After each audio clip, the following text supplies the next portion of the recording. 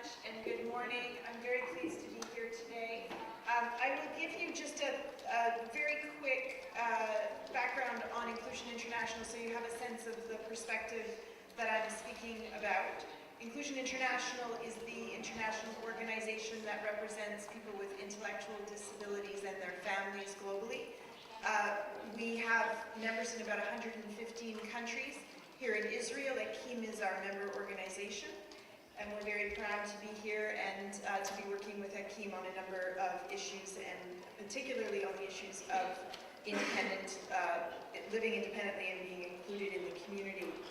A couple of years ago, during the almost a decade ago now, working in promoting the Convention on the Rights of People with Disabilities, Inclusion International worked with its member organizations to determine what the priorities they felt should be included in the convention were.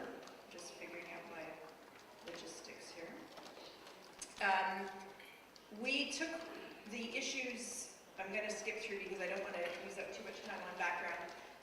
We spoke to our member organizations about what they believed the key issues were in the negotiation of the convention. And the 4 issues that our members told us were important to them to bring forward in the negotiations were recognition of the role of families, inclusive education, legal capacity, which is the right to make decisions, and living in the community.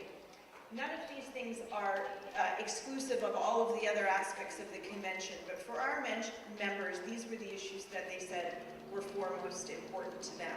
And today I'm going to talk to you about some of the ways we've been promoting, since the negotiation of the convention, we've been promoting the how-to in a lot of these issues. So the convention itself, as you know, was informed by people with intellectual disabilities. There was a large delegation during the negotiations of people with intellectual disabilities. There was also a delegation from Inclusion International representing families. And you will have heard some of the stories about how we impacted together the development and the formation of different aspects of the convention. After the convention was adopted, one of the questions to Inclusion International was, well, what shall we do in promoting the convention and the issues that we managed to secure in the convention? We decided that what was really important as a very first step was to have the perspectives of people with intellectual disabilities and their families understood in relation to some of the key articles.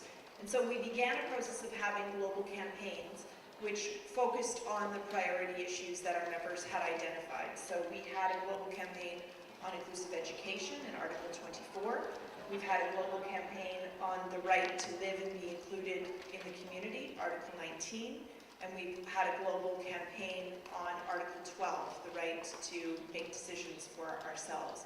And I just to show you the documents, and you can find them on our website, we did global reports on each of those issues. So in 2012, we released the report on inclusive communities are stronger communities. And in 2014, we released a report called Independent But Not Alone, which refers to Article 12. And the title of this report reflects, I think, one of your very first comments is that while Article 12 is about living and having control on your life, it doesn't mean that you have to do that alone.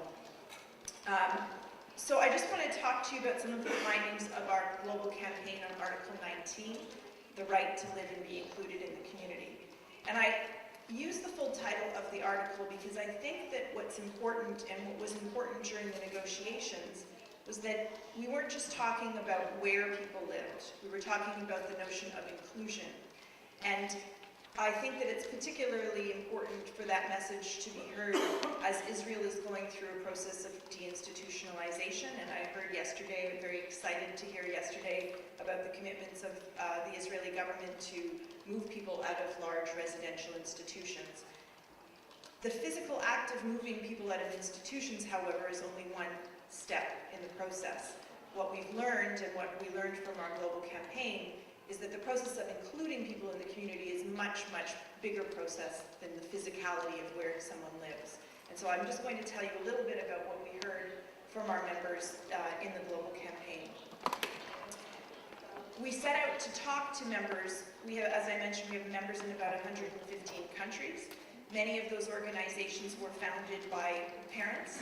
Many of them have evolved to be a voice of people with intellectual disabilities and their families jointly. Some of them are very small organizations in places like Africa. In other places, they're very large and well-established organizations that have a powerful voice with governments and provide supports to people in their communities. And so we surveyed our members. There were focus groups, there were regional forums, there were a number of ways in which we engaged our membership to talk to them about what does it mean to live and be included in the community, what have you learned from this process, and what are some of the challenges for our members in different parts of the world.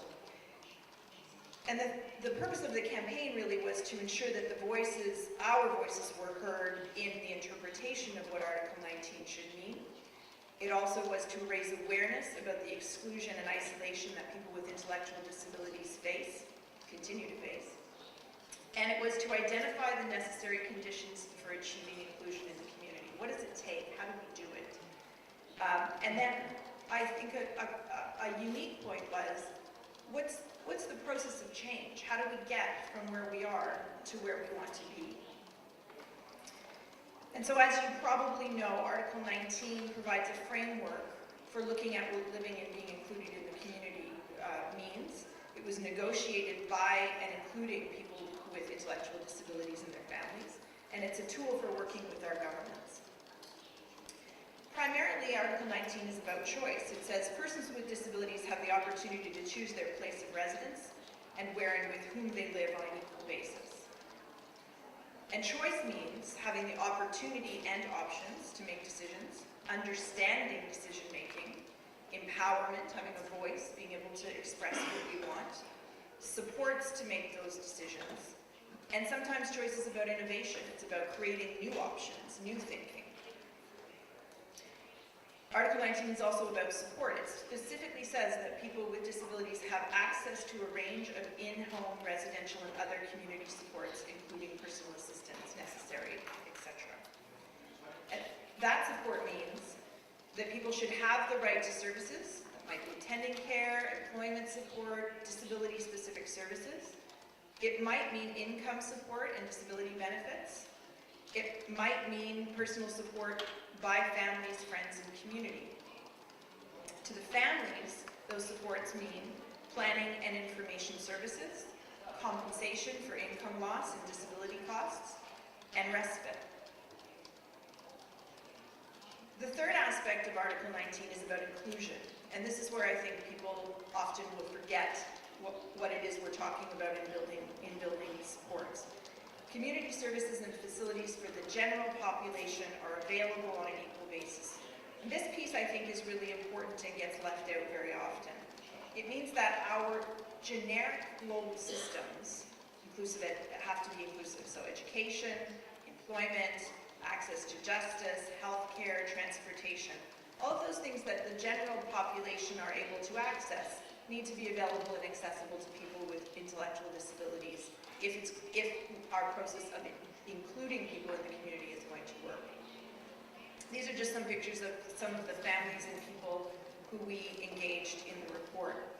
And I'll skip quickly to the findings because I want to get to my very last slide, which is some lessons about deinstitutionalization.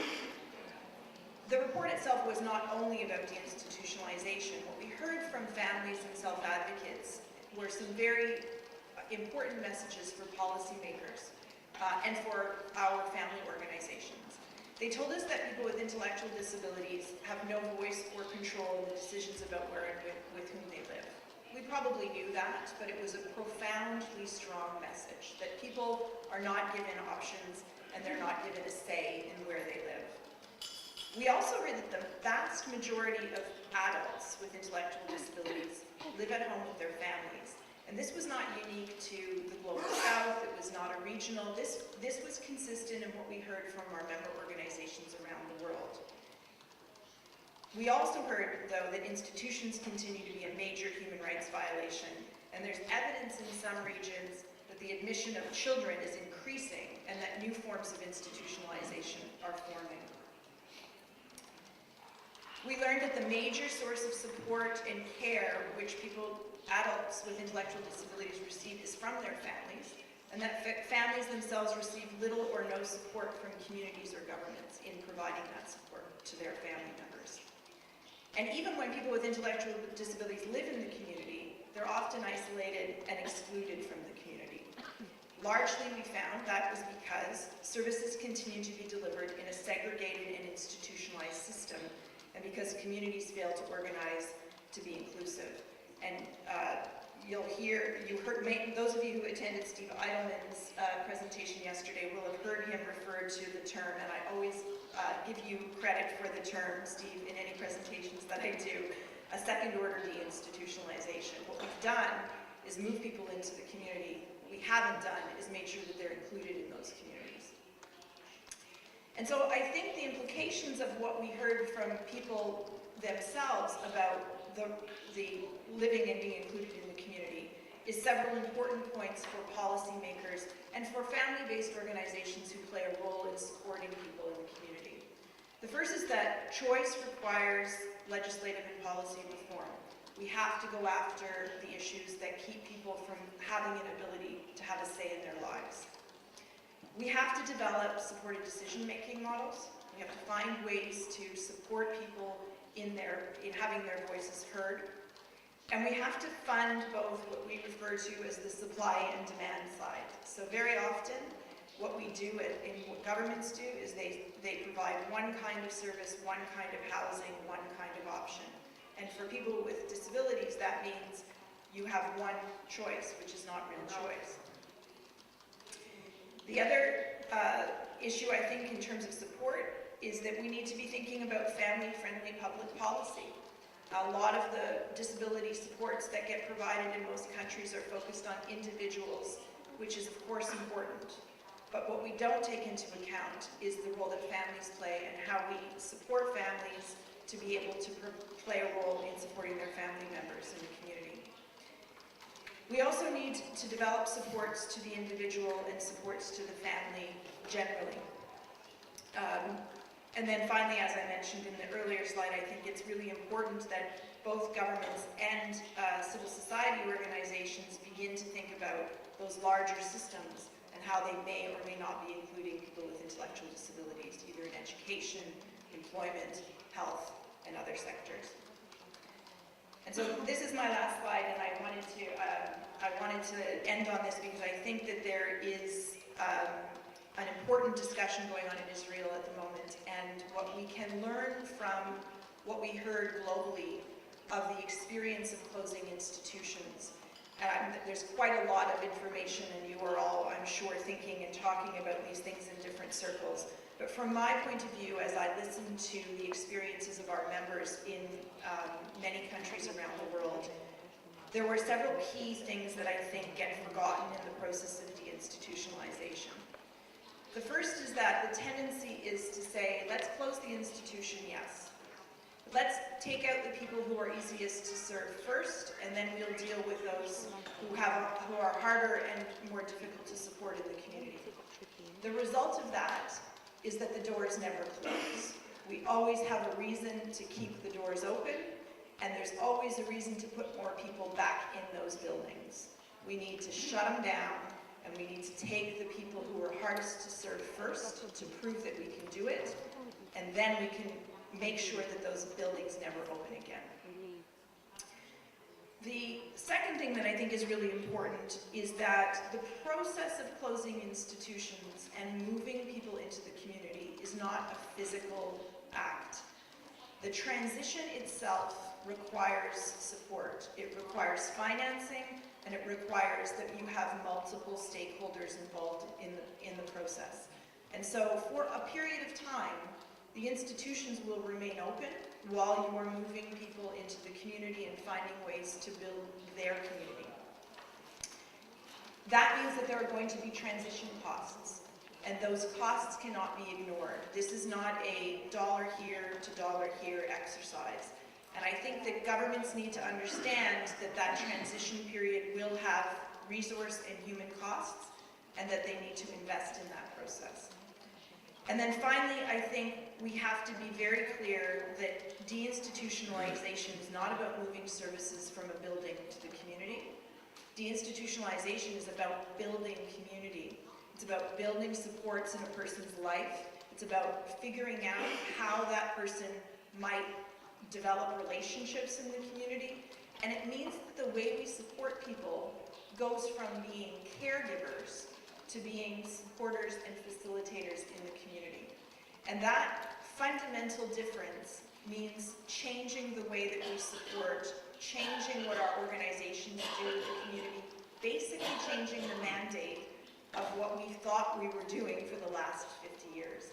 So I want to end on that note, and I want to wish you lots of luck, and Inclusion International is here and would love to be supportive in any way we can to the journey you're about to embark on, and I applaud you for taking this first step, and I look forward to hearing about your progress. Thank you so much.